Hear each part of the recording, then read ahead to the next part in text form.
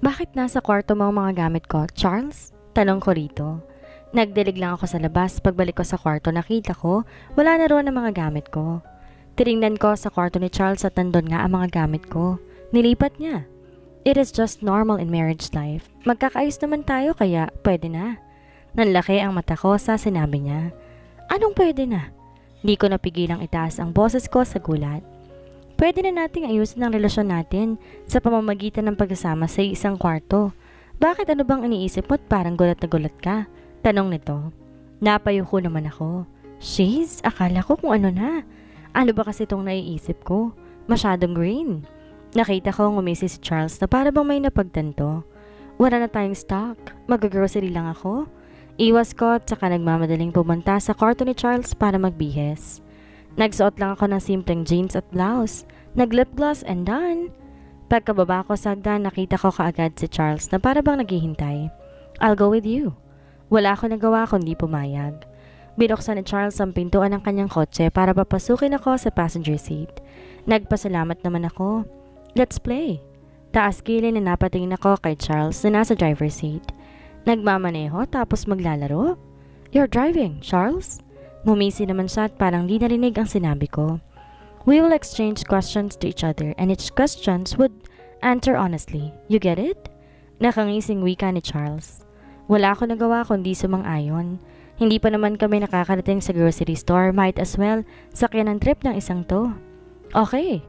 Mas lalong lumawak ang ngiti ni Charles habang nasa kalsada ang kanyang tingin. I will ask you first. Tumango ako bilang pagsang-ayon. How many ex-boyfriend do you have? Umawak ako sa aking baba at para bang nag-iisip. Nakwento sa akin ni Chloe na marami naging boyfriend si Juliet, simula high school pa lamang siya. Habang ako naman as Cassandra, wala ko naging boyfriend. I lost count. Nagtaka ako nang biglang sumeryoso ang mukha ni Charles. Anyari? What? Sineryoso mo ba silang lahat? Tinaas ko ang kamay ko para pahintuin siya sa pagtatanong. Hep hep, you're done asking. Ako naman na magtatanong. Ngisi ko sa kanya. Okay. Tiimbagang nitong sagot habang nakatingin sa daan. Anong favorite food mo? Sumilip siya sa akin na para bang sinasabi, that's just a simple question, pero sumagot din naman. Sinigang na baboy. That's my favorite. Napatango naman ako. Napakadali lang palang lutuin ang paborito niyang ulam. I can cook it later. Okay, my turn. Wika ni Charles sa kanatahimik. Siguro nag-iisip ng itatanong. Ilang anak ang gusto mo? Kung may pagkain siguro kung kinakain, sigurado nabulunan agad ako. Sa dinami-raming po pwedeng itanong, bakit yun pa? Di makapaniwalang napatingin ako sa gawin niya. Napansin ko kaagad ang malawak ng ngiti ni Charles. I'm okay with 2 children, 1 boy and 1 girl. Sagot ko rito. Lalong lumawak ang ngiti niya na para bang siyang-siya. Anyway, ako naman na magtatanong. Pag-iiba ko ng topic. Hindi ko gusto ang lawak ng ngiti ni Charles na para bang may binabalak. What do you usually do when you're bored? Wala na ako ibang matanong kaya't yun na lang ang tinanong ko. Sometimes I masturbate and sometimes I bed a willing woman. He blurted. Napakurap-kurap ako sa bulgar na sagot niya. His mouth has no filter. Na hindi man lang nagdalawang isip sa sagot nito. My gosh, nawiwindang na ako. Hindi naman sa nagpapaka-inosente ako ha. I know what he's talking about. Pero kailangan ba talaga sagutin ako ng ganun kabulgar na words? Oh, I'm sorry. Nagulat ba kita? Sumulyap to sa akin isang beses, tsaka muling tinoon ang mata sa daanan. Tumikim ako bago mabilis na umiling. No. Ngiti ko rito. Hindi na nakapagtataka kung gagapang ang mga babae papalapit sa kanya. Who wouldn't? Sa tikas ng tindig nito at barito ng boses pa lang, halatang napakagwapo na. Jet black eyes, chiseled jaw and a perfect set of white teeth. He can pass as an endorser of Calvin Klein underwear. We're here, anunsyo niya. Naputol naman ang iniisip ko tungkol sa pamumuri sa kanya. Let's continue our game together. Dugtong pa rito bago binuksan ang pintuan at lumabas. Hindi na ako naghintay pa na pagbuksan siya ng pintuan dahil agad akong lumabas. Sinalubong ako na nakasimangot na si Charles. I should be the one that opened your door. Simangot nito sa akin. Pasimple ako napangiti. I know he's trying his best to become a perfect husband and I really appreciate him for trying to be one. Ngayon mapapanatag ng loob ko sakaling bumalik ang totoong Juliet. I know na magkakasundo ang dalawa. Marami pa namang next time, Charles. Let's go. Wika ko at nauna na sa pagpasok sa grocery store. Naramdaman ko naman sumunod siya sa akin, parang may binubulong pa sa hangin. Napangiti ako. Kumuha ako ng pushcart na nasa gilid. Marami-rami rin kasi ang bibilhin ko. Tinulak ko ito sa meat section. Nagulat ako na maramdaman ang matigas sa dibdib na nasa likod ko. Ang kamay nito ay nakapatong sa kamay ko na nakahawak sa pushcart. Mabilis tumambol ang dibdib ko sa kaba nang maamoy ang pinaghalong pabango ni Charles at ang natural niyang amoy. Ang sarap sanang singhodin pero hello, nasa public place kami. Charles, lumayo ka nga ng konti. Bulong ko. Pero para itong walang narinig dahil di man lang ito nag-abalang lumayo. Charles, mabilis kong tinanggal ang kamay ko sa pushcart na hawak niya tsaka lumayo. Sinamaan ko siya ng tingin na marinig ang tawa nito. Ang landi talaga. Napailing ako. Kumuha ko ng ilang kilong meat at fish. Sinamahan ko rin ng ilang gulay at nilagay ito sa cart. Napatingin ako kay Charles na nakangiting pinagmamasdan ako. Inirapan ko naman siya pero ang puso ko nagkukumahog na sa pagtakbo ng mabilis. Para akong atakin sa puso. Tinuro ko naman ang mga canned goods section kay Charles kaya tinulak niyan sa direksyon na itinuro ko. At ang nakakainis lang hindi matanggal sa mukha ni Charles ang di nito kanina pa. Naiinis ako kasi ang gwapo-gwapo niya kapag nakangiti siya. Mas lalo ko ninervyos ang ngiting yun eh. Napailing ako sa naisip. Hi Charles, I did not expect I would see you here. Napatas ang kilay ko na makita ang isang matangkad na babae at tumalik pa talaga ang pisngi nito. Kung bati lang, walang halikan sa pisngi. Nakita kong napatingin siya sa akin at ngumiti pero muli ding bumalik ang tingin kay Charles. Hi! Bati rin ni Charles dito at talagang ngumiti pa ha? Ang sarap pag-untugin ng dalawa. Bakit di ka na lang bumalik sa bar kagabi? Naghintay kami sa iyo. Malambing nitong wika at talagang kumapit pa sa kanyang braso. Hello? Nandito pa ako oh. Mga bulagbang mga to? Napairap ako sa hangin. Dahil sa inis ko na hindi ko alam kung saan nagmumula, hinawi ko ang kamay ni Charles na nasa pushcart. Walang sabi-sabi ko tong tinulak papunta sa counter. Magkwentuhan sila hanggang mapudpod ang mga dila nila. I don't care.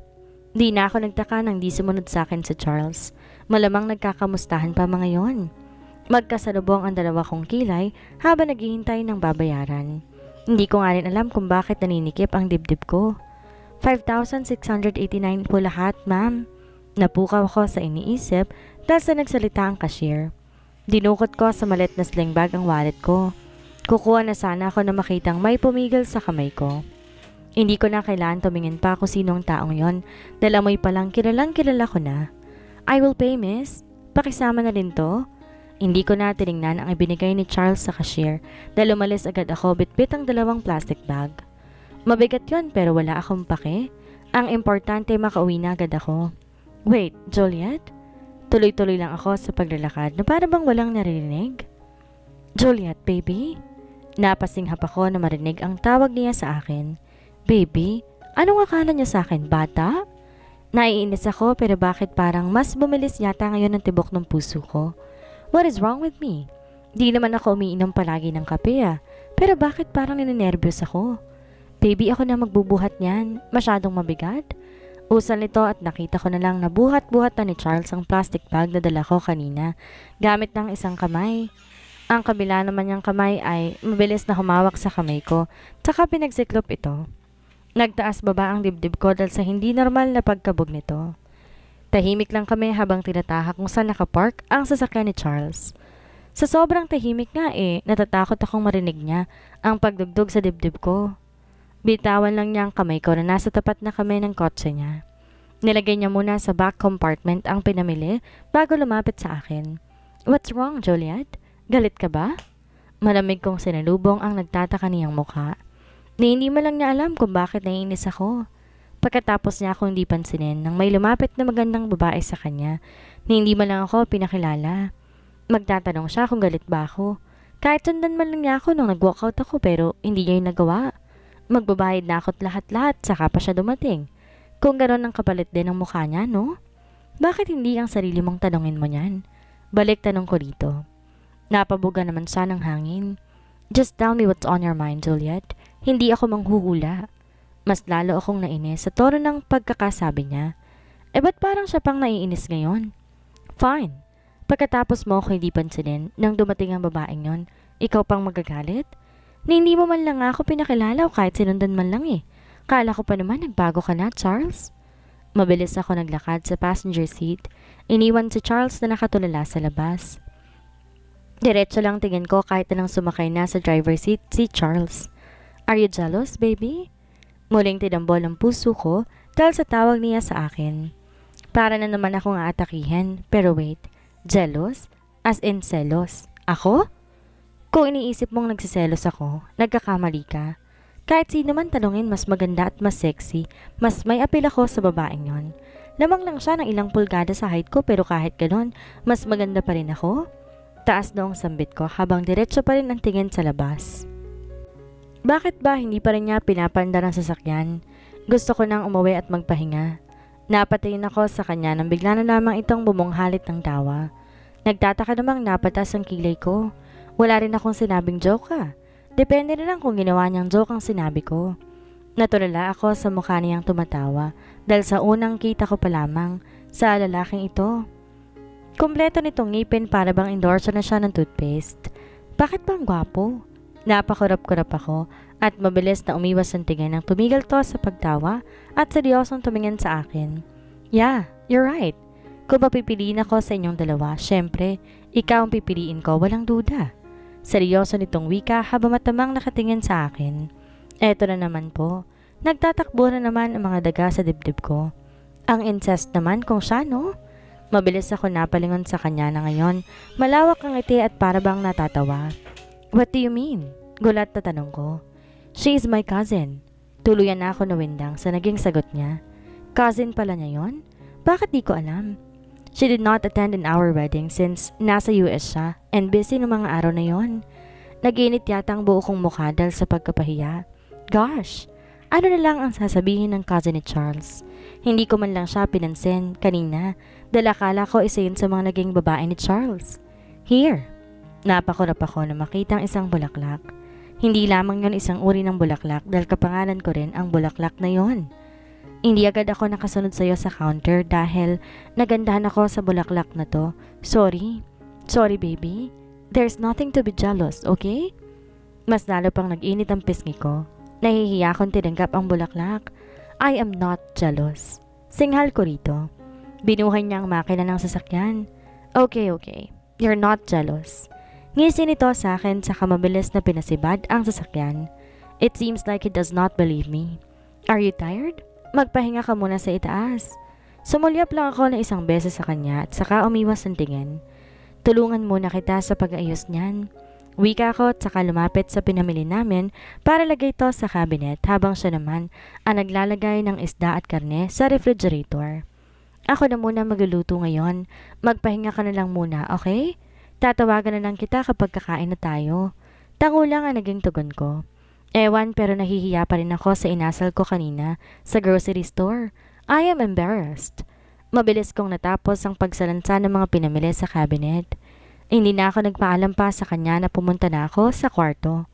Napabuga ako ng hangin ng may siradong pinto ng kwarto namin.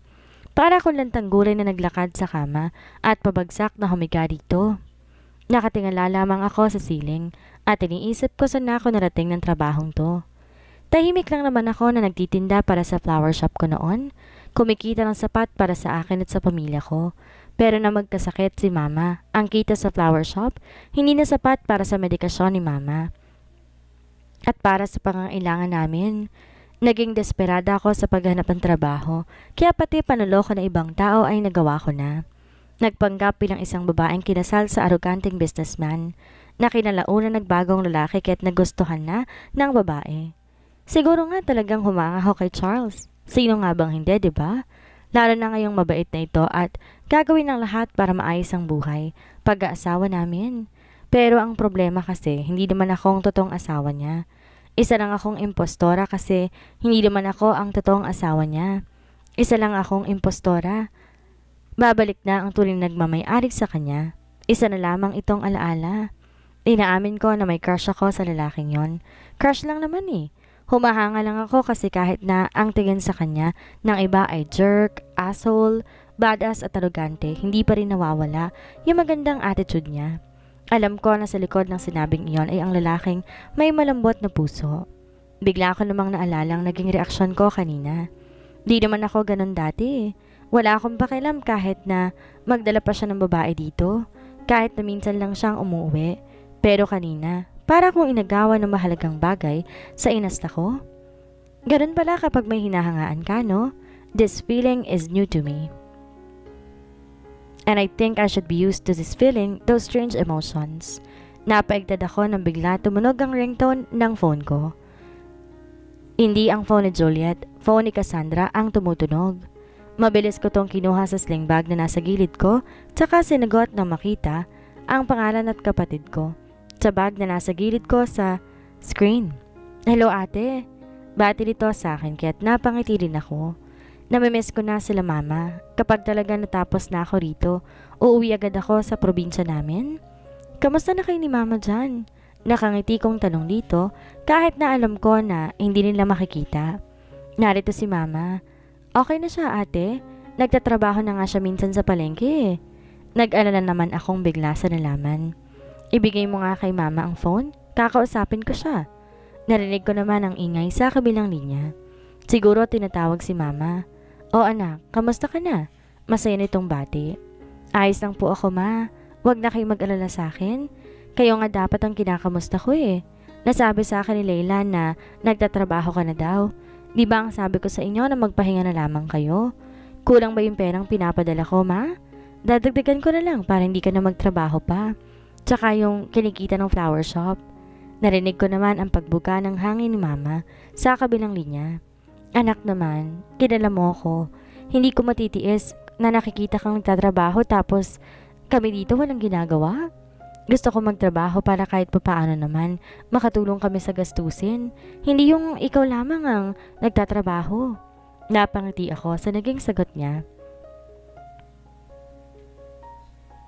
Binalot ng pagkamis sa kanilang puso ko. Kung pwede lang umuwi na sa kanila at magbagong buhay muli bilang Cassandra ay ginawa ko na. Miss na miss ko na kayo dyan, mama. Pangako pagkatapos ng lahat ng trabahong to, uuwi rin ako kaagad dyan. Naluluha kong wika. Buong buhay ko palagi kong kasamang dalawang importante sa buhay ko, si mama at si Leila. Ngayon lang talaga kami nagkahiwalay ng matagal. O siya, baka maiyak pa ako. Magpahinga ka na anak. Palagi ka mag-iingat ha. Mahal na mahal ka ni mama. Mahal na mahal ka namin. Tuluyan nang tumulo ang luha ko. Mama naman pinapaiyak mo ko. Suminghot ako dahil sa pag-iyak. Mahal na mahal ko rin po kayo. Mag-iingat kayo palagi ni Leila dyan. Tumawag kayo agad sa akin kapag nagka-problema dyan ha. Pinunasan ko ang luha sa pisngi ko. O sige anak, bibigay ko na to kay Leila ha. Sige po. Ate, tawag ng kapatid ko. Bantayin mo si mama, Leila. Malapit na ako makauwi dyan. Mag-ingat kayo lagi, okay? Huwag yun akong pag-alalahanin. Opo. Bye, ate. Nakangiti kong ibinaba ang phone, tsaka mabilis itong itinago sa sling bag. Narinig ko pang pagsara ng pintuan, kaya't gulat akong napatingin dito. Oh my God, si Charles ba yun? Narinig niya ba ako? Pinunasan ko muna ang luha ko, tsaka patakbong lumabas ng kwarto. Nakita ko si Charles na hindi pa nakakalayo, kaya mabilis ko tong nilapitan. May narinig ka ba sa kwarto mo? Kinakalampag na naman ang puso ko dahil sa sobrang kaba. Para ko narinig niya ang mga pinagsasabi ko kanina kila mama. Paano na to? Wala. Kakarating ko lang dun eh. Nakita kitang may kausap kaya hindi na ako tumuloy. At saka nakalimutan kong kukunin ang phone ko. Ngiti nito at saka kinuha ang phone niya na nakapatong sa coffee table. You look bothered. May dapat ba akong marinig kanina? Napasinghap ako bago mabilis na umiling. Wala. Si Chloe ang kausap ko. Tinatanong ko kung pwede ba ako makapunta mula sa mansyon. Mahinang tumango si Charles. Mukhang sang-ayon sa sinabi ko. Sana totoo ang sinabi niyang wala siyang narinig sa usapan namin ni mama. Kung hindi, para na rin akong naguhukay na sarili kong libingan sa ginagawa ko. Let's go. Kain na tayo? Nilahad niya ang kamay niya sa harapan ko habang nakangiti siya. Kaya guminhawa ang pakiramdam ko sa reaksyon nito. Nakangiti kong tinanggap ang kamay niya, di na ako nagtaka pa na pagsiklopin niya ang mga ito. Pero ang puso ko'y parang naninibago pa rin sa ginagawa niya. Mas lalo pang lumakas ang pagbibintig nito sa loob ng aking dibdib. Binitawan lang niya ang kamay ko nang nasa tapat na kami ng lamesa. Napangiti ako na makita ang mga nakahaing pagkain. Amoy pa lang natatakam na ako. Pigil ang kilig ko nang iusad ni Charles ang upuan at saka nakangiti na tiningnan ako at ang upuan. Senyales na pinapaupo niya ako roon. Thank you. Mahinang usal ko at saka umupo na. Pinagmasdan ko lang si Charles at ang bawat kilos niya. Umupo ito sa harapan ko. Siya na rin ang naglagay ng pagkain sa plato ko kaya medyo nahihiya na ako. Ako na lang, Charles. Pigil ko dito na makitang lalagyan na naman niya ng pangalawang putahe ang plato ko. It's okay, Juliet. I want to do things to you. Nangiti na lang siya sa akin at alam ko, talo na naman ako. Napabuga ako ng hangin. Naging matiwasay ang araw na yon para sa amin ni Charles. Nagkwentuhan kami tungkol sa buhay-buhay hanggang sa matapos ang pagkain. Kaming dalawa rin naghugas ng pinagkainan which is, I can't imagine doing it with him. We really looked so happy that time as if hindi kami umabot sa pagpapaanal. Pagkatapos noon ay pumunta naman kami sa maliit na garden sa harapan ng bahay, nagtanim, naglinis at syempre nagkwentuhan. Ang saya siguro ni Juliet kung siya ang narito sa kinitatayuan ko. Yung dating basagulero, babaero at masungit na asawa niya ay naging malambing, sweet at madaldal na akala ng lahat ay wala sa kanya. You really can't judge the book by its cover. Natapos sa maghapon na puro ganun lang ang ginagawa namin. Boring para sa iba pero sa akin sobrang memorable. He is kind of sweet when he plays his head on my lap. Nakaupo ako noon sa Bermuda grass, just resting for a while after doing some things on the plant. Nagulat ako nang tumabito sa akin, dahan-dahan, pinatong ang ulo niya sa lap ko. Hanggang sa nagtagal sa ganong posisyon namin, and that moment, I feel so happy, contented and afraid. Afraid that those moments will fade away in the midst of the wind.